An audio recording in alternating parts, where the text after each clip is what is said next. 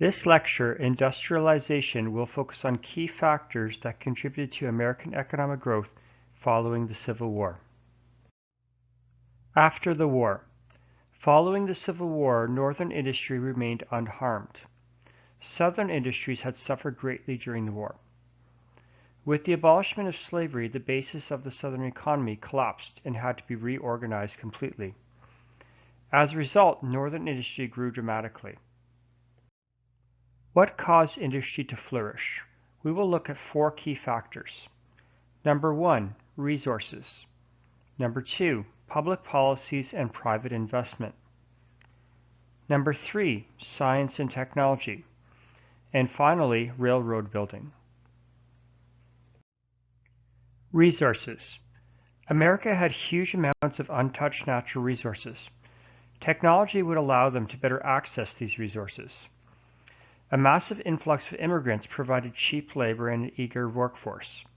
However, working conditions were often very dangerous.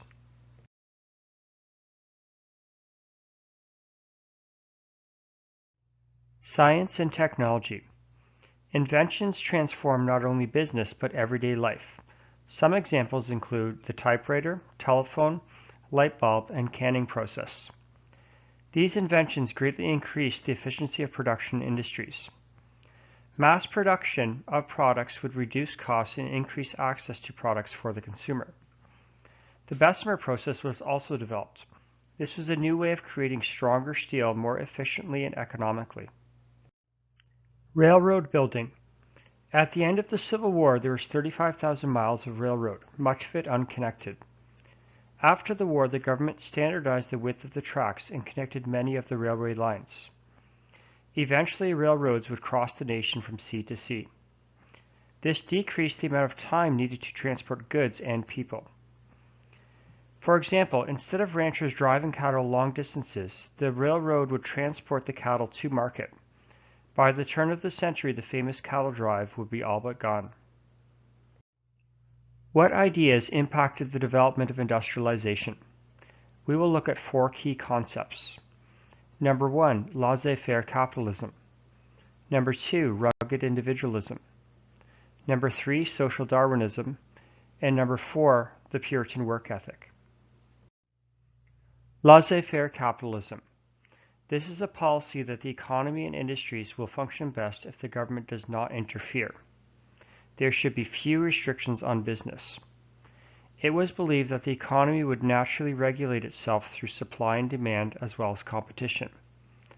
One drawback to this model was that many workers were taken advantage of through low wages and poor working conditions. Rugged Individualism. It was a person's responsibility to make themselves succeed through a strong work ethic. If they failed, it was up to them to pick themselves up and try again. The government was not there to provide assistance. No social safety net existed.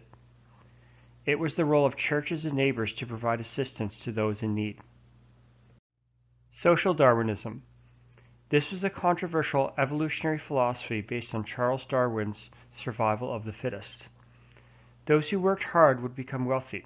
Those who did not would sink to the bottom of society. Circumstances were not an excuse. Puritan work ethic.